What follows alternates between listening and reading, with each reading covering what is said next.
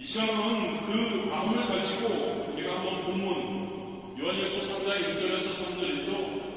이것을 한번 살펴보면서 예수님의 성탄을 통해, 예수님이 이 땅에 오심을 통해서 저와 여러분은 하나님의 자녀가 되었죠. 그래서 저와 여러분은 하나님의 자녀로서의 신분, 그리고 장래에 앞으로 어떤 일이 일어날까에 대한 소망, 그리고 그 소망을 가지고 지금 우리의 이 땅에서의 지금 우리의 삶, 어떤 삶을 살아야 할까 한번 살펴보도록 은혜를 나누기를 원합니다. 가장 먼저 1장 1절 상반절이죠. 보라, 아버지께서 어떠한 사랑을 우리에게 베푸사 하나님의 자녀라 일컬음을 받게 하셨는가. 이 3장 1절 상반절의 말씀은 바로 전절 2장 29절의 이 말씀, 그에게서 난다, 하나님으로부터 난다라는 말씀의 의미를 해석한 말입니다. 하나님으로부터 난다라는 말, 즉 하나님의 자녀가 되었다는 의미라는 것을 이야기합니다. 그리고 하나님의 자녀가 되는 것은 오직 하나님의 놀라운 사랑의 결과라는 것을 사도 요한은 우리에게 말해주고 싶어하고 있는 겁니다. 다시 말해서 여러분, 인간이 스스로의 노력이나 공로를 통해서 하나님의 자녀가 되는 자격을 얻는 것이 아니라는 거죠. 인간에 대해서 하나님의 사랑의 결과로 인해서 하나님의 자녀가 되는 저와 여러분 선물을 얻게 되었다는 것을 이야기합니다. 여기서 여러분, 우리는 할렐루야하고 하나님께 감사해야 합니다. 저와 여러분의 어떤 노력과 어떤 공로가 되는 것이 아니라 일방적인 하나님의 사랑을 통해서 우리가 하나님의 자녀가 되었다는 것 믿는 저와 여러분이 되기를 진심으로 원합니다. 그 하나님의 위대한 사랑을 우리에게 주셨음에, 그래서 우리가 하나님의 자녀가 되었음에 그것에 감탄하고 있는 바로 사도 요한의 감탄문이 바로 1장 3절입니다. 보라, 아버지께서 어떠한 사랑을 우리에게 베푸사 하나님의 자녀가 일컬음을 받게 하셨는가.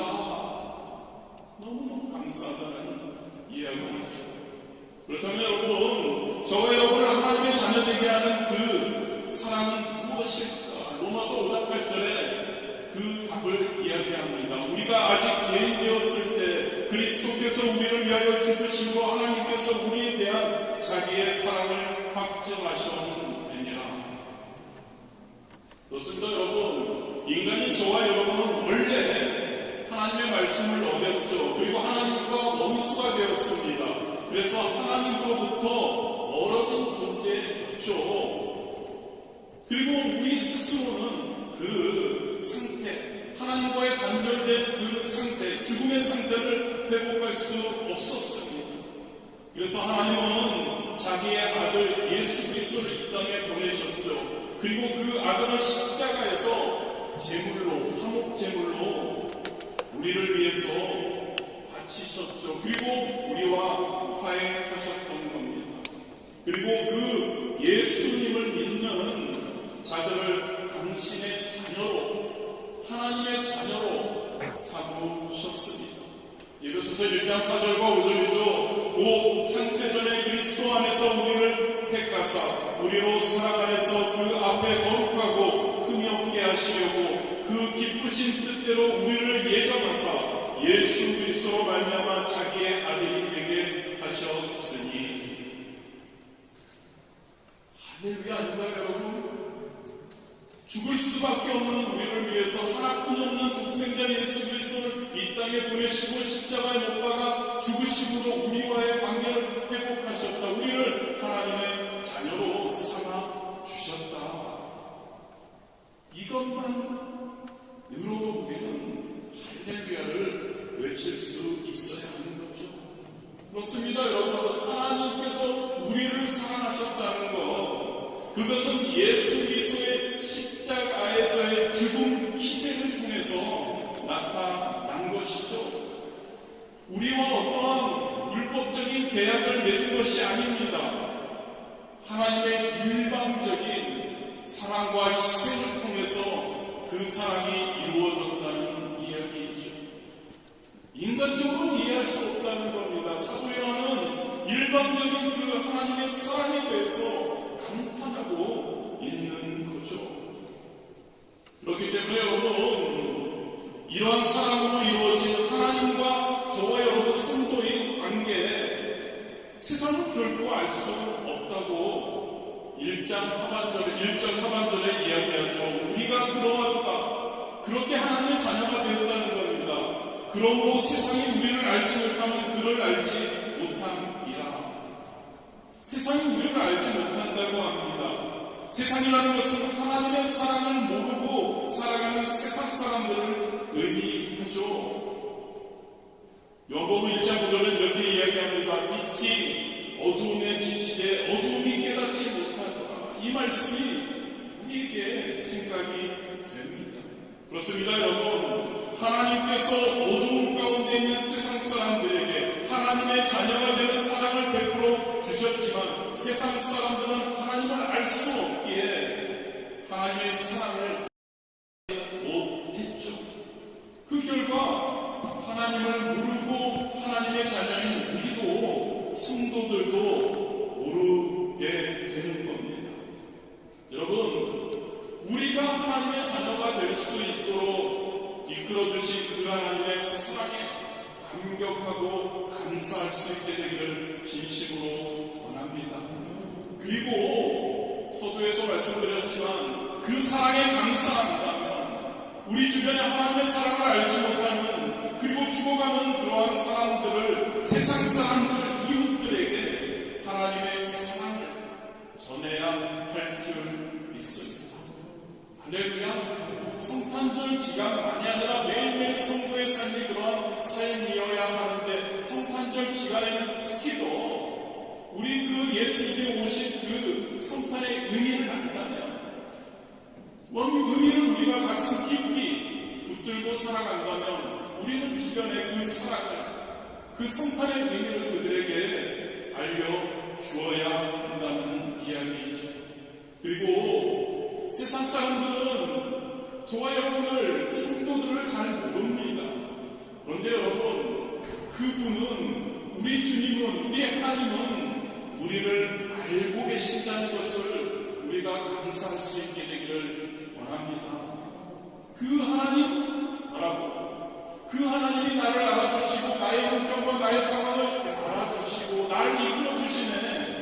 우리는 그 하나님의 자녀됨에 감사하는 그러한 자들이 되기를 진심으로 바랍니다. 요한복음 3장 16절이죠.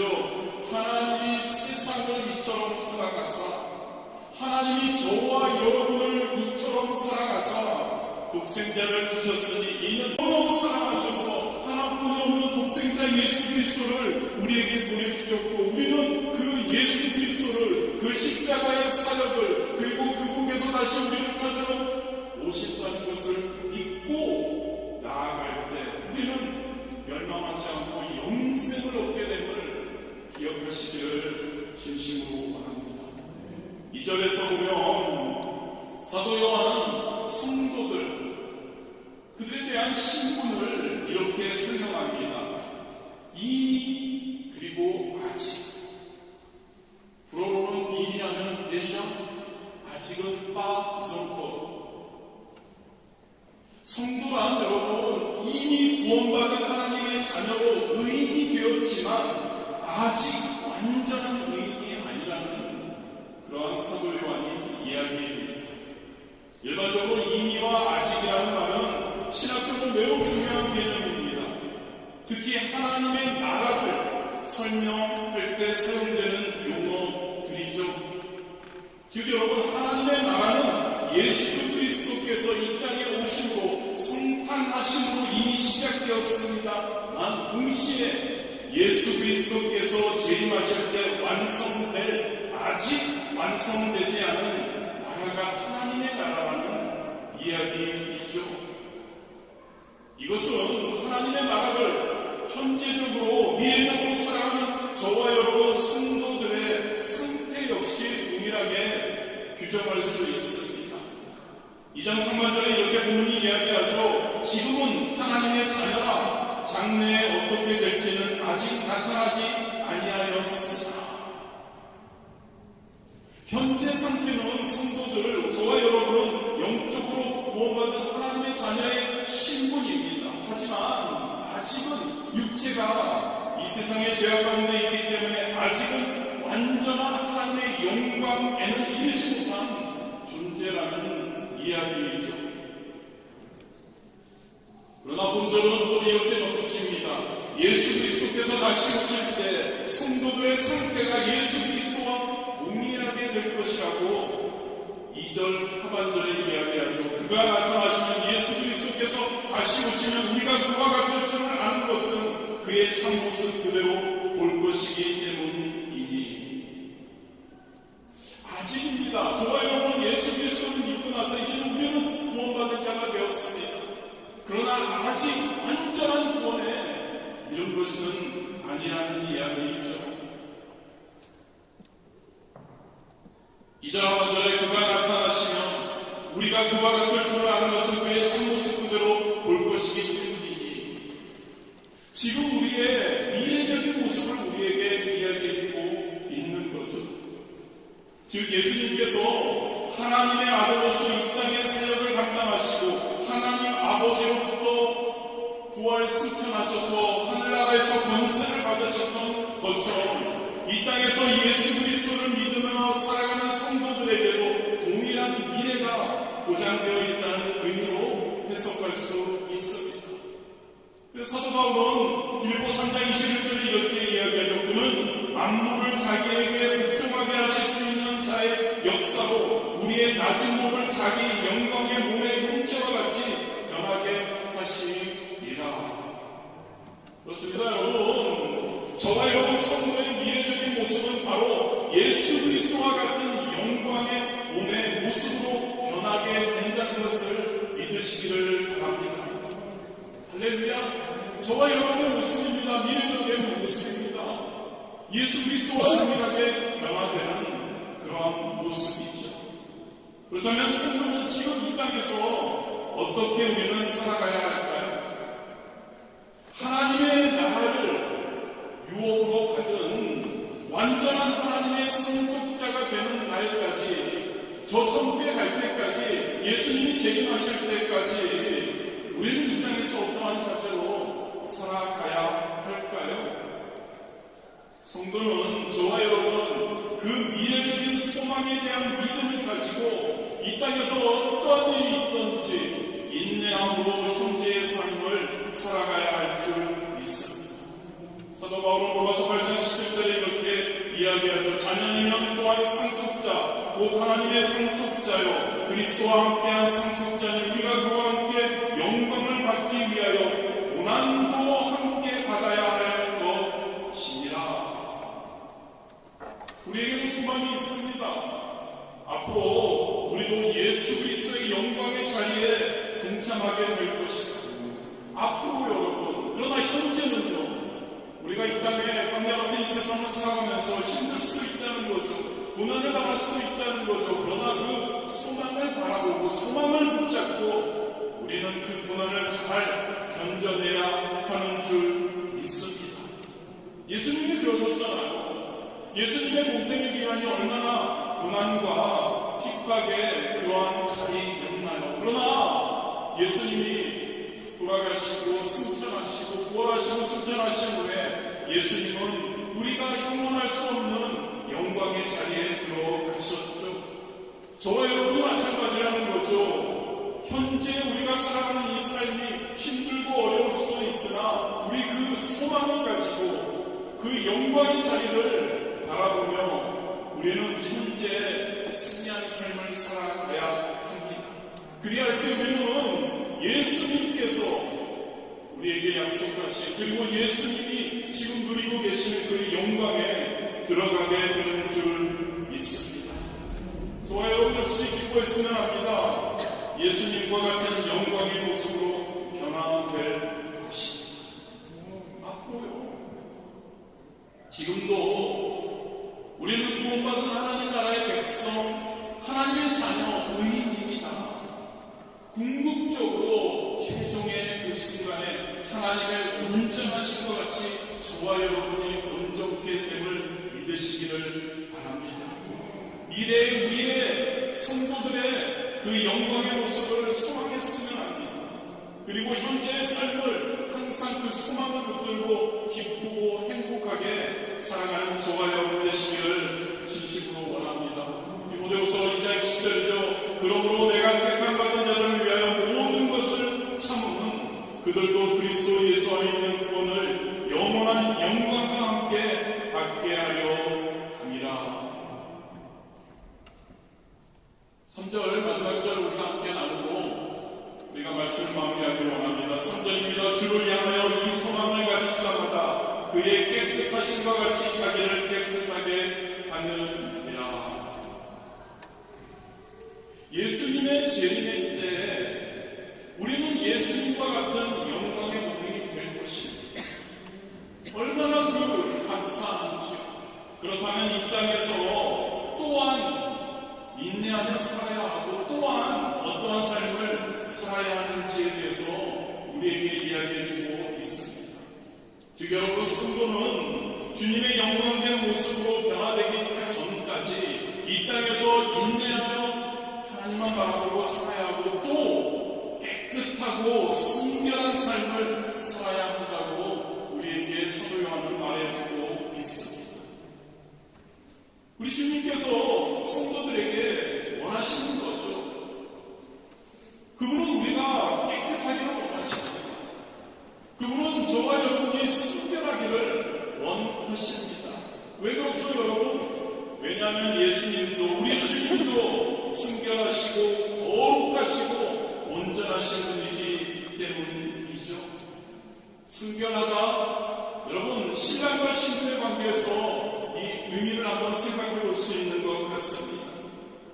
신랑과 신부는 상대방을 자신의 동반자로 맞아들이기 위해서 몸과 마음을 깨끗하게 유지해야 하죠.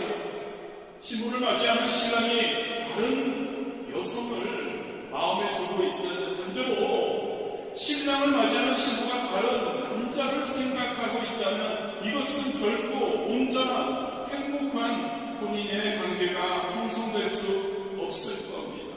마찬가지입니다, 여러분. 지금 현재 이 땅을 살아가는 저와 여러분, 신랑 되시는 예수님을 기다리는 신부인 저와 여러분, 우리 신랑 예수님을 맞이하기 위해서 저와 여러분의 몸과 마음을 깨끗하게 순결하게 유지해야 할 줄 믿습니다. 순결하다, 어떤 말일까요, 여러분? 죄를 짓지 않는 상태를 의미하죠. 그렇게 여러분, 주님이 다시 오실 것이라는 희망, 기다림에 가득한 성도는 절대로 죄 짓지 않기 위해서 여러분, 이 세상과 한편이 되어서는 안 됩니다.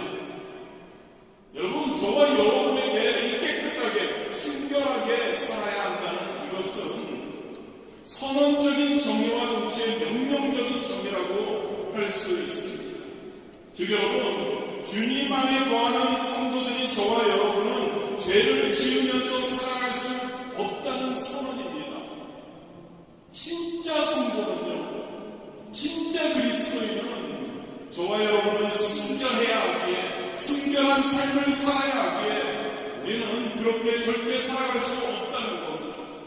그리고 죄를 짓지 않기 위해서 날마다 끊임없이 애쓰고 힘써야 한다는 우리 주님이 저와 여러분에게 하는 명령이라는 것을 기억하기를 원합니다. 고린도후서 7장 1절에도 그런즉 사랑하는 자들아, 이 약속을 가진 우리는 하나님을 두려워하는 가운데서 거룩함을 온전히 이루어 육과 영의 온갖 더러운 것에서 자신을 깨끗하게 하자.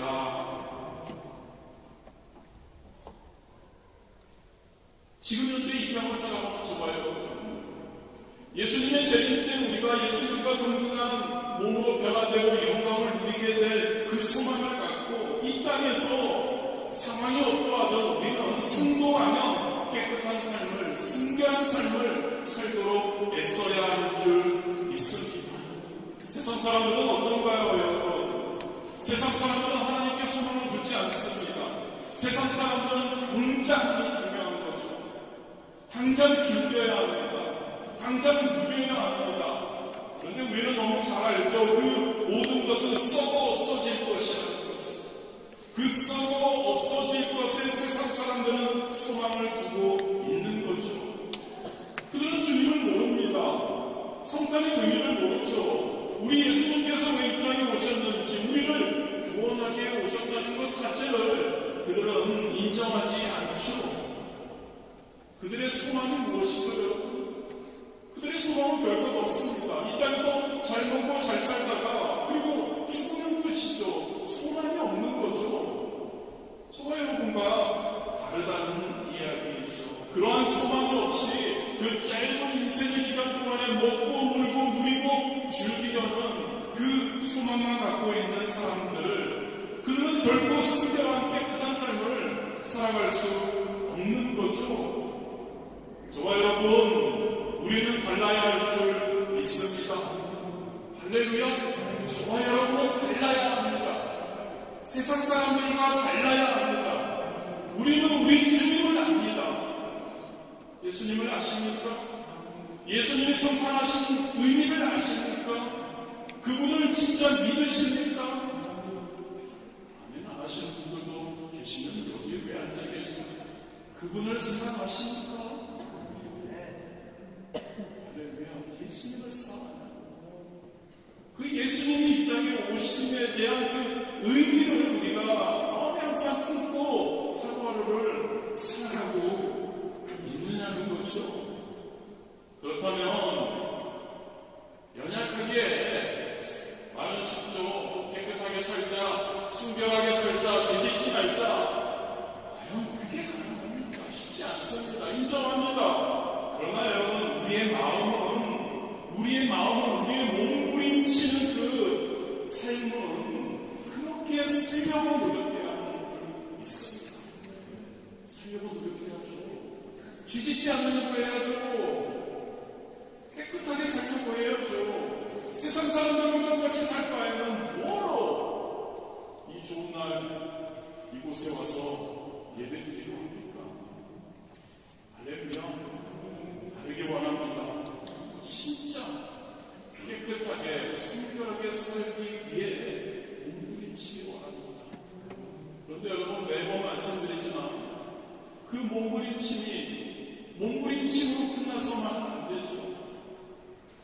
너무나 연약하기 때문에 우리는 성령님을 의지해야 합니다. 보혜사 성령님이라고 하시지 않나요? 우리를 도와주시는 분이 바로 성령님이라고 하시지 않나요? 예수님께서 승천하시는 우리에게 그 도와주실 분, 우리가 연약함을 알기에, 우리가 넘어질 것을 알기에, 우리가 몸부림을 칠 수는 있지만 제대로 행할 수 없는 것을 알기에 우리 성령님을 우리에게 보내주셨죠. 그 성령님께서 우리를 도와주심을 믿습니다. 그 성령님을 의지하고 우리가 예수님을 사랑하기 위해 애쓸 수 있게 되기를 원합니다. 깨끗하게 한번 살아봤으면 합니다. 많은 시간대 깨끗하게, 순결하게 우리 주님께서 진짜 기뻐하시는 그런 모습 우리가 살 수 있게 되기를 원합니다. 디모데전서 4장 5절, 하나님의 말씀과 기도로 거룩하여 지니라. 어떻게 깨끗하게, 어떻게 순결하게, 어떻게 거룩하게 우리가 살 수 있는지에 대한 한마디의 답입니다. 하나님의 말씀과 기도 외에는 없다는 이야기입니다. 하나님의 말씀과 기도로 우리는 거룩하게 살 수 있다는 겁니다. 하나님의 말씀과 기도로 충만하면, 하나님 말씀과 기도로 충만한 게 뭐죠? 성령의 충만한 것입니다. 하나님의 말씀과 기도로 충만하면, 성령 충만하면 우리는 안 되는데 거룩한 삶을 살 수 있으리라 믿습니다. 하나님의 말씀은 우리 인간의 심령의 거울이라고 합니다. 그래서 우리가 하나님의 말씀을 가까이 하면 우리의 부족함을 발견하게 되죠. 그리고 그 하나님의 말씀을 가까이 하면 그 지혜의 말씀이 우리의 삶을 앞으로의 나아갈 길을 우리에게 가르쳐 주시죠. 깨닫게 해주십니다. 말씀으로 충만할 때 그렇게 되죠. 그런데 이것만으로는 약간 부족할 수 있습니다. 그것을 깨닫고 그것을 알고 이제 하나님의 뜻대로 살아가려고 하는데 그것을 실천해야 하는데 항상 말씀드리죠. 아는 것으로 끝나서는, 깨닫는 것으로 끝나서는, 결단하는 것으로 끝나서는 안 된다고. 그것을 행동으로 실천해야 하는데 그것을 위해서는 여러분 우리는 기도해야 합니다. 하나님의 말씀을 우리가 나누면서 말씀의 은혜를 받았다고 해도 기도하지 않으면 그 말씀, 깨닫는 말씀이 결단하는 그 우리의 그 결단 또한 그것이 제대로 이루어지지 않을 때가 많다는 거죠. 왠지 아십니까 여러분? 기도하지 않게 되면 말씀대로 살아갈 능력이 우리에게 있지 않습니다. 기도하며 그 말씀대로 살아갈 수 있도록 성령님의 도우심이 임하도록 우리는 하나님의 능력을 구해야 하는 것이죠. 말씀, 기도, 수레의 두 바퀴처럼 말씀으로 충만하고 기도로 충만하고 둘 중에 하나만 해서 안 됩니다 여러분. 기도만 해서는 안 됩니다. 기도만 해서는 어떤 체험적인 신앙이 될 수 있지만 하나님의 말씀으로 서 있지 않게 되면 우리가 잘못 치우칠 수 있죠. 하나님의 말씀, 하나님께 기도하는 이 두 가지의 그 수레의 두 바퀴가 함께 나아갈 때 우리는 거룩한 승부의 삶 살아가게 되리라 믿습니다. 우리는 주님의 재림을 기다리고 있습니다. 가끔 우리는 마라나타라고 이야기를 하죠. 우리 주님 어서 오십시오라고 이야기를 합니다. 진짜 여러분들이 마라나타를 외치는 여러분들이라면 우리 주님의 재림을 소망하는 사람들이라면 자신을 거룩한 삶으로 살아갈 수 있게 되기를 진심으로 원합니다. 그럴 때 여러분 주님이 다시 오실 때 한번 여러분 우리가 어떤 모습일지 한번 생각해 보십시오. 우리가 진짜 세상 사람들과 똑같이 산다면 아니 그렇지 않고 진짜 우리가 성령으로 애쓰고 그래서 우리가 거룩한 삶을 살아가고 있다면 우리 주님이 오셨을 때 우리는 어떠할까요? 부끄러움 없이 담대하게 우리는 주님 앞에 나아갈 수 있으리라 믿습니다. 담대하게 우리 주님을 어서 오시옵소서. 지금 오셨습니까? 주님 좀 더 빨리 오시지. 이 땅에 세상이 얼마나 있는데 주님 좀 더 빨리 오시지. 우리 주님을 마음껏 영접하게 될 수 있으리라 믿습니다. 예수님과 함께 저 천국에 들어가서 영화롭게 영광의 삶을 살게 될 줄 믿습니다. 말씀을 마무리하겠습니다. 여러분 하나님께서는 우리를 너무너무 사랑하셨습니다. 그래서 우리에게 예수님을 보내주셨죠. 그리고 그 예수님의 오심을 통해 십자가의 사역을 통해 그분을 믿는 자마다 그분의 자녀로 삼아 주셨습니다. 할렐루야. 하나님의 자녀됨이 얼마나 감사합니까 여러분. 진짜 감사하십시오. 하나님의 자녀됨을 매 순간 여러분 마음에 새기시고 하루하루의 어떤 선택의 기로에 있을 때마다 나는 하나님의 자녀야. 하나님의 자녀가 무엇을 해야 할까? 여러분 고민하시기를 진심으로 원합니다. 우리를 하나님의 자녀로 삼아주셨습니다. 그리고 우리 주님의 재림의 때 우리 주님과 같이 영광의 모습으로 변화되게 해 주신다고 말씀하시고 계십니다. 감사하지 않으십니까 여러분? 하나님의 자녀로서 이 땅에서 쉽지 않은 삶일 수 있습니다. 세상 사람들과 구별된 삶은 어렵습니다. 그러나 짧은 시간입니다. 그 짧은 시간에 그런 삶을 살고 나아갈 때 우리 주님께서 오셨을 때 우리는 그분과 함께 영광의 모습으로 변화된 거죠. 이 사랑을 여러분 항상 기억하시기를 바랍니다. 성탄 때마다 기억하셨으면 좋겠습니다.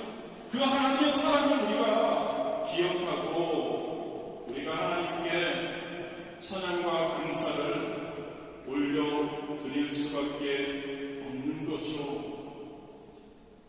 사도 요한이 1절 상반절을 감탄하는 것으로 시작한 것처럼 저와 여러분 하나님의 사랑에 매 순간 감격의 찬양과 감사를 드릴 수 있게 되기를 진심으로 원합니다.